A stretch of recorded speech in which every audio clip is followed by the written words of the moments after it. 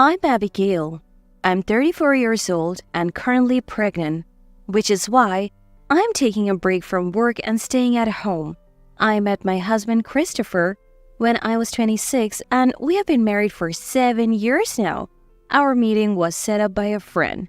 This friend worked with Christopher and arranged for us to meet knowing that we were both looking for a relationship. At the time, it seemed like a casual party organized by a friend. But later, I heard from that friend that it was actually arranged with the thought that Christopher and I might get along well. When Christopher found out, he left. Looks like we have been set up. But honestly, we're just grateful to our friend. Christopher, both then and now, is truly kind and considerate of those around him. At his company, Christopher was well-liked, and he had many friends. I found myself quickly drawn to him. However, I thought I was not a match for someone like Christopher. The reason lay in my educational background. Christopher graduated from Stanford University and was working in a major corporation, earning enough to be considered wealthy. In contrast, I was a dropout. Since dropping out, I had been working, but the jobs I could get were limited. I think I was some kind of manager at a fast food restaurant when I met Christopher. It seemed impossible that someone like me, a dropout, would catch the eye of Christopher, a highly educated man. I thought he wouldn't even bother to get to know me, but I was mistaken. Hey, what's your name? While everyone was having a great time, I was quietly drinking. Then Christopher sat next to me, offering a refreshing smile. I was completely taken aback. I never expected Christopher to speak to me. My name is Abigail. After I introduced myself, Christopher immediately asked for a nickname and started calling me Abby. His approach made me wonder, is he frivolous with the woman? But as we talked, I realized he was quite knowledgeable and entertaining. He was attentive to everyone's drinks, helped serve the food, and initiated conversations that kept everyone engaged. He really had a knack for making things lively. When it was time to leave, everyone decided to go to a second location, but I had things to do at home and had to decline. Then Christopher offered, It's getting dark. I'll walk you home? As everyone else dispersed, only Christopher and I walked towards my parents' house. Do you have any siblings, Abby? You seem so composed. During our walk, when our conversation fell into a quiet moment, Christopher, searching for a topic, asked me. I hesitated to talk about my family, but decided to be honest. Yes, actually, I come from a large family. How big are we talking? There are 8 of us? 8, including grandparents or something? Seeing his surprised reaction and his thoughtful gesture, Christopher continued the conversation. Actually, there are 6 of us siblings, including me. I replied with a wry smile. Christopher seemed even more surprised by my answer. I'm the second of my 6 siblings. The eldest is my brother, then comes me, followed by 3 younger sisters and a brother. At that time, the youngest brother was about 12 years old. Only 3 of us, my elder brother, one of my sisters, and I had reached adulthood and were working. The other 3 were still students living at home. Back then, my parents were always busy, so it became my routine to cook dinner and help with homework and studies. I had prepared dinner in advance that day, but I recall getting home around 8 p.m. That's impressive. Is it tough every day? He didn't have siblings himself, and I later found out that he was quite envious of my large family. But now, being married to me, he seemed happy to have my siblings as his in-laws. It's challenging, but every day is fun. I go shopping with my sisters and we share all sorts of stories. That sounds nice. Our conversation about siblings continued for a while, and soon we arrived at my house. I stopped and told Christopher this was where I lived.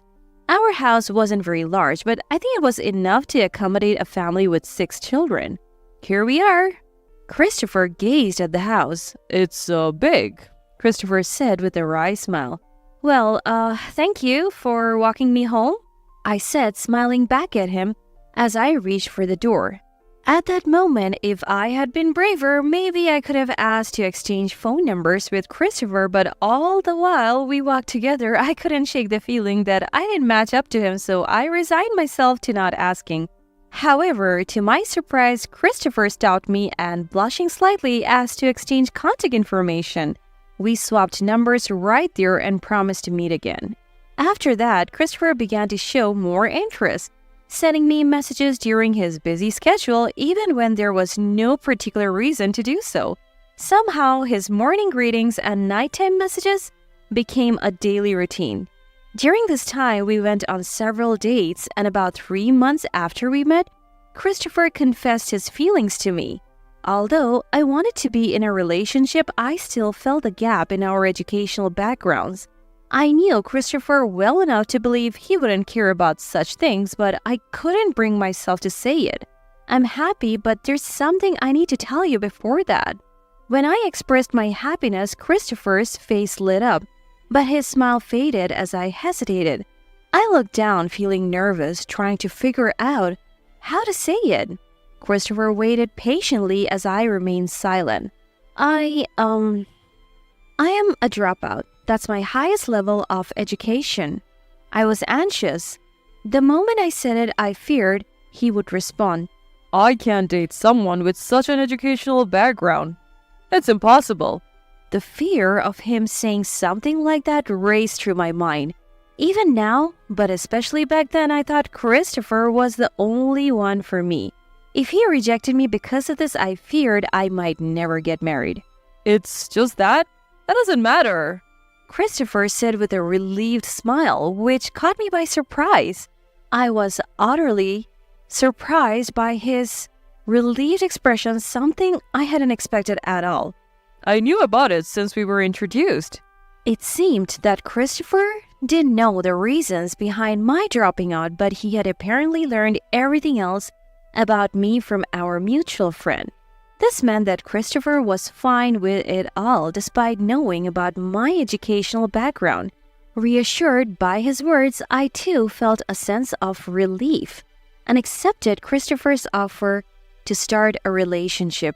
The reason I ended up as a dropout was that around the time I entered middle school, my father, Caleb's business went bankrupt. My mom, Sadie, had just given birth to her 5th child and wasn't working. So when my dad lost his income, it became difficult to support 5 children. My older brother had been set to attend a prestigious private high school, but he decided to start working instead. Dad was actively looking for a job but couldn't find one. Mom began working, leaving the 1-year-old youngest sister in childcare.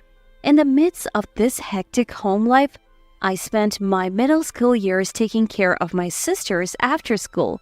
When it was time to decide about high school, my parents asked me to give up on further education. I had expected this, so I accepted it with a smile, but deep down, I felt disappointed, wishing I could have at least completed high school. Despite these struggles, my parents somehow ended up pregnant with my brother, making me promise myself not to become an adult lacking in planning. At that time, Dad was trying to start his own business and we were living in extreme poverty. As the younger kids were still small, I worked part-time jobs while helping Mom. That's why I had to drop out. When I told Christopher about my past, You've been through a lot. He had tears in his eyes and said, since then, he has been supportive, encouraging me to pursue anything I want to. Well, our relationship continued, and in our 2nd year together when I was 28, Christopher proposed. I was overjoyed and accepted, and he gave me a beautiful engagement ring. But after I accepted, Christopher shared a shocking fact about his family. It was about Christopher's family. It turns out his parents come from a long line of successful professionals like doctors and lawyers, and his mother, Autumn, is especially focused on academic achievement. Christopher's father, Ryan, isn't like that, but he's a quiet man who doesn't say much. So, Christopher said we needed to handle his mother, Autumn, somehow. I had never been so angry about Christopher keeping something from me until that moment. I hesitated to marry Christopher and was about to refuse, thinking impossible.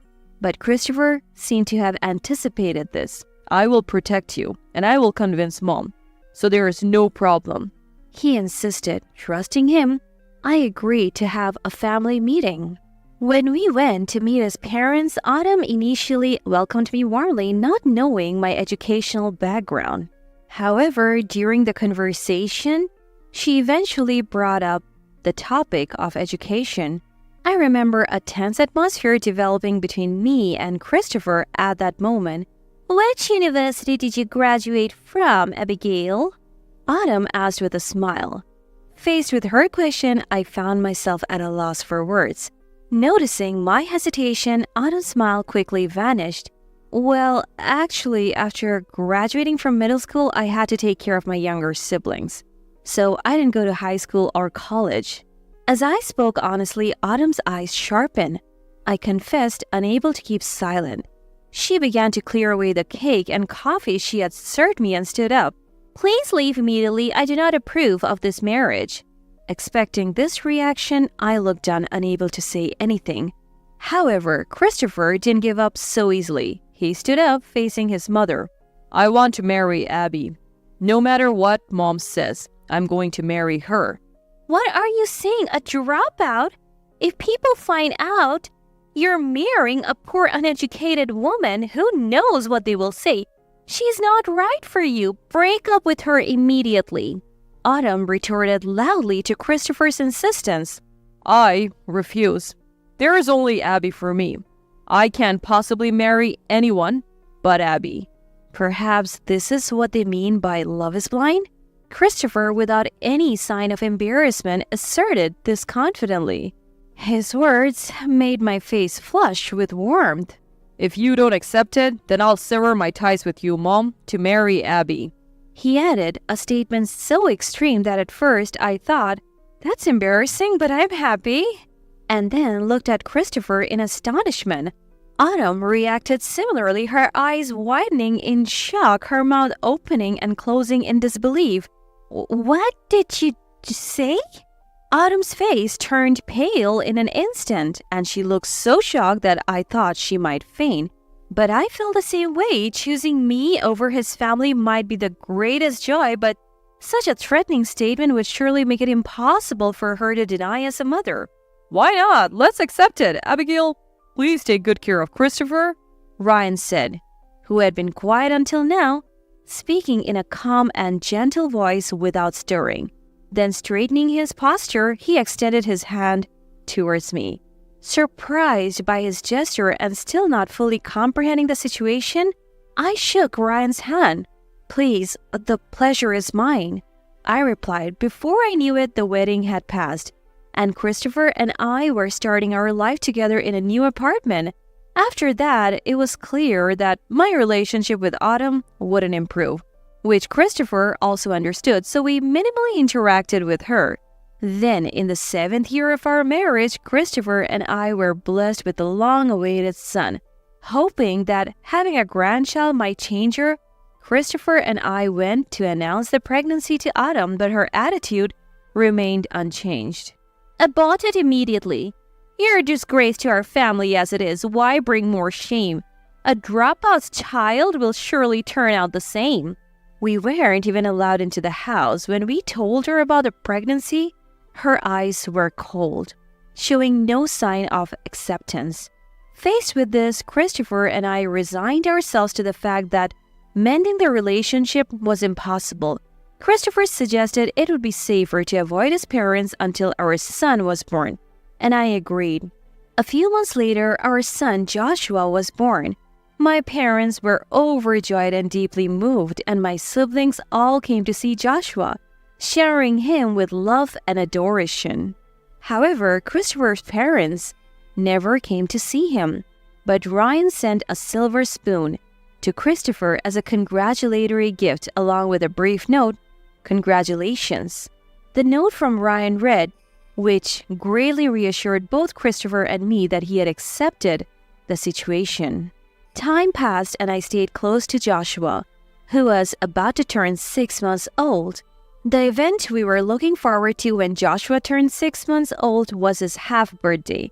As this was my first child and none of my siblings had ever celebrated a half birthday, I planned to host a grand celebration based on information I gathered from the internet and friends inviting the family to join us. I had hoped to invite Christopher's parents as well, but Christopher was against it. She won't come anyway. Even if she does, who knows what she might do? Let's not invite her, he said. I felt disappointed, hoping they would at least see their grandson once, but if Christopher said so, I didn't insist on inviting them. I thought time might be needed, but eventually Autumn would accept us. Little did I know what would happen at the half-birthday celebration. A few days before the half-birthday party, Christopher received a call from Autumn. "Your child's half-birthday is coming up, isn't it? So I'll be coming over," Autumn said in a tone that was flat and even cold. Christopher was hesitant to accept Autumn's words, but I was happy that she was willing to come, seeing it as a step forward. On the day of the event, my parents and siblings arrived at our house first, bringing various things for Joshua. They brought milk, diapers, and even a monetary gift, filling me with happiness. After telling my family to make themselves at home, I began preparing for the half-birthday party. My family, along with Christopher, chatted and had fun taking turns holding and entertaining Joshua. Several hours after my family arrived, Christopher's parents also came. Christopher greeted them and they quickly made their way to the living room. Ryan was smiling and talking with Dad while looking at Joshua, but Autumn, sitting on a nearby sofa, seemed disinterested, merely watching the scene. When Christopher took Joshua to Autumn, she glanced at him briefly before quickly looking away, showing no interest. I watched this from the kitchen while preparing. It seemed accepting Joshua was still difficult for her. Yet I thought it was a progress that she came to our house. With this in mind, I continued with the party preparations. I had ordered pizza and other foods for the adults via delivery in advance, so that was already taken care of. I wanted to prepare Joshua's baby food myself and had been preparing it since the night before. It hadn't been long since the in-laws arrived, but finally everything from decorations to food was ready. Satisfied with Joshua's meal preparations, I felt like I had accomplished everything necessary. Christopher helped with setting up the food for the adults now arrayed on the table. All that was left was to see Joshua and bring his meal to him. As I reached for Joshua's food, intending to carry it, Autumn suddenly blocked my way in the kitchen. Excuse me? Autumn, with her usual cold gaze, walked past me and placed a packet of instant ramen she was carrying next to the sink. Surprised to see the instant ramen, I lost my words and just stared at it when Autumn started looking around, seemingly searching for something. Autumn, what are you looking for? Is there no kettle? Oh, the kettle. I put Joshua's food back in its place and retrieved a kettle from the storage where I had been keeping cooking utensils. Autumn quickly snatched it from me, filled it with water, and put it on the stove to heat. Do you not like pizza? I asked her while the water was heating, but she didn't respond. Wondering why she chose instant ramen, I decided not to dwell on it again and lifted Joshua's meal to take it to him, but Autumn immediately stopped me. Wait! Confused, I put the food back down. What could this be about? I decided to wait until Autumn left the kitchen, staying put, but the silence between the two of us was unnerving. Christopher occasionally looked over worriedly, but he seemed unable to come over because Dad and my siblings were engaging him in conversation. While this was happening, the water boiled and Autumn prepared the instant ramen. Then, to my shock, she started discarding Joshua's meal, one item at a time, into the trash right in front of me. Wait, what are you doing? I protested, but Autumn kept throwing the food away.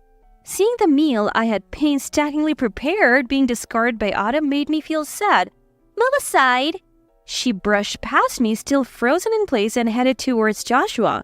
Christopher and our parents watched, wondering what she was going to do. Unbothered by their gaze, Autumn placed the instant ramen in front of Joshua. Of course, Joshua, not understanding what was happening, looked back and forth between Autumn and his parents, seemingly amused.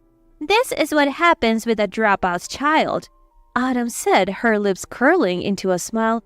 Seemingly amused by her own remark, we were all stunned and couldn't comprehend the meaning of her actions, frozen in shock. As everyone looked at Autumn in silence, she seemed to think we didn't understand her point and let out a heavy sigh before repeating herself. That's what I mean. A child born to a fool will inevitably be a fool. It's foolish to spend time and prepare lavish meals for such a predictable outcome.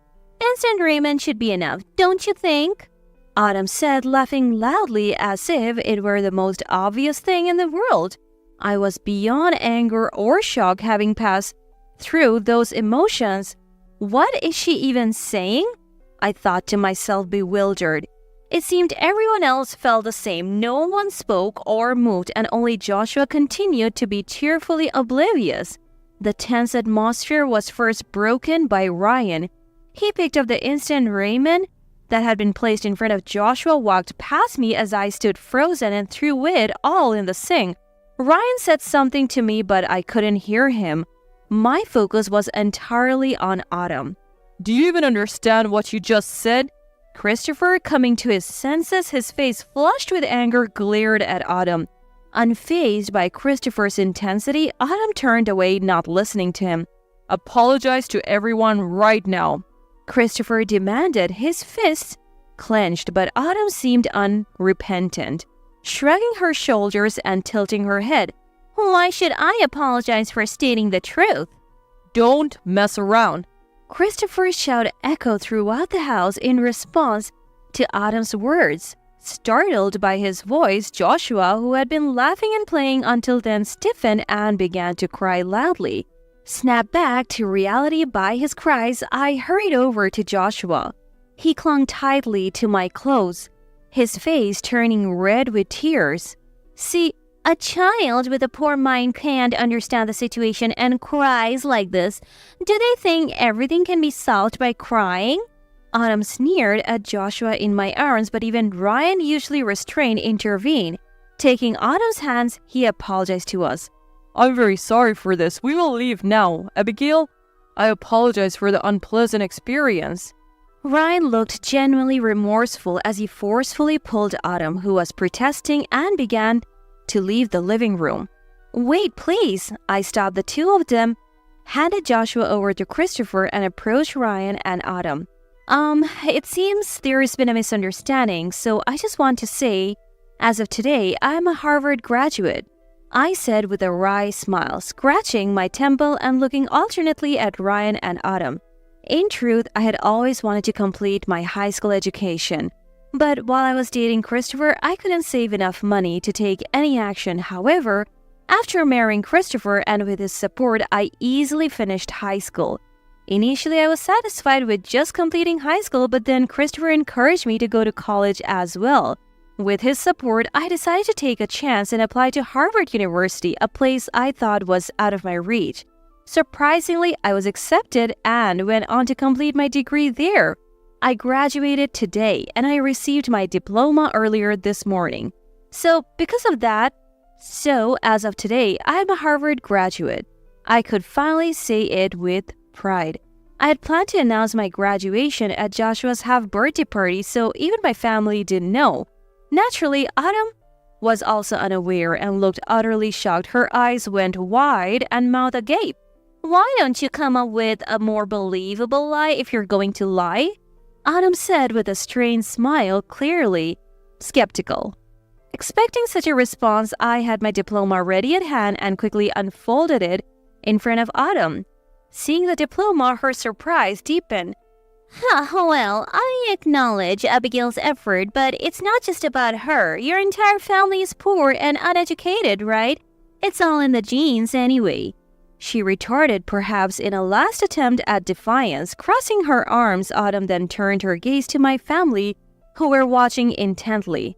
It seems you're also mistaken about something else. My dad is a Harvard graduate and my mom graduated from Stanford. My brother and sister, too, are Stanford alumni, I clarified. Also, didn't I explain before, my family being poor was only for a short time after I finished middle school? Now my parents are doing quite well. Dad has started his own company and is earning $3 million a year. And mom is a researcher with a decent income. I thought I had mentioned my parents' background during the family meeting, but it seems I only thought I had and nothing was actually communicated. Not to brag, but my dad's company had grown significantly, employing about 30 people. In fact, I heard that the legal advisor for my dad's company is a manager of Ryan's law firm. As I said this, my dad, who had been quiet until now, stood up and joined me. He handed his business card to Ryan, who looked so shocked his eyes seemed about to pop out. Well, the world is a small place. I only found out recently myself, but seeing Autumn makes me hesitant to ask any more favors. I'm reluctant to entrust my employees to someone who only judges by educational background, my dad said with a gentle smile while Ryan turned pale. Ryan quickly corrected Autumn's posture and they both apologized deeply. I'm very sorry. I will take responsibility for my wife's behavior. Please, don't let this affect our business relationship, Ryan pleaded. Dad watched Ryan and Autumn earnestly apologizing for a while, then turned to me. What do you think we should do, Abby? I really don't know what to say to that, I replied with a wry smile. Obviously, Dad had no intention of doing anything to Ryan. He probably judged that this time they had gone too far. Dad seemed almost amused, a mischievous smile on his face. Is it all right, Caleb? Christopher asked, addressing my dad, who looked too amused standing in front of us. Then, without meeting Autumn's gaze, who was still complaining, Christopher stood firmly, his arms crossed. We will never meet with Mom again. Joshua won't see her either. We're cutting off the relationship. Upon hearing this, Autumn, who had been passively apologizing under Ryan's direction, suddenly looked up alarmed and turned to face Christopher, but Christopher's expression was serious. With no hint of joking, I agreed with him on this decision. Continued interaction with Autumn might harm Joshua, and I couldn't forgive her for insulting not only me, but also Joshua and the rest of my family. Autumn tried to cling to Christopher, but he completely ignored her. Finally, Ryan led her back home and we restarted Joshua's half-birthday party as if nothing had happened. A few months later, Ryan contacted us. Christopher, who had not cut off communication with Ryan, answered the phone without hesitation. This is what Christopher learned from Ryan. Ryan and Autumn had divorced after the incident. Although Autumn was strict about education, it turns out she didn't graduate from a particularly prestigious university. After graduating, she immediately married Ryan, so she didn't have much experience in society. She is going to have a tough time, Christopher said, indicating that neither he nor Ryan intended to help Autumn anymore. Months later, after visiting Ryan, we stopped by a supermarket and unexpectedly saw Autumn there. It appeared that Autumn was working at the supermarket we stopped by as she was wearing its uniform. However, she seemed to be having trouble fitting in, receiving warnings from various staff members. Among them was a boy who looked like a high school student scolding her, and Autumn was repeatedly apologizing. Watching the scene, Christopher remarked, "It will be a good experience for her." He laughed, and I couldn't help feeling a bit sorry for her. Well, by now, there was nothing more we could do, so we left Autumn at her job and went home. 2 years have passed since then. Our family continues to live happily, and Joshua is about to turn 3. He has grown into an energetic little boy, and while he keeps me quite busy, our life is joyfully full.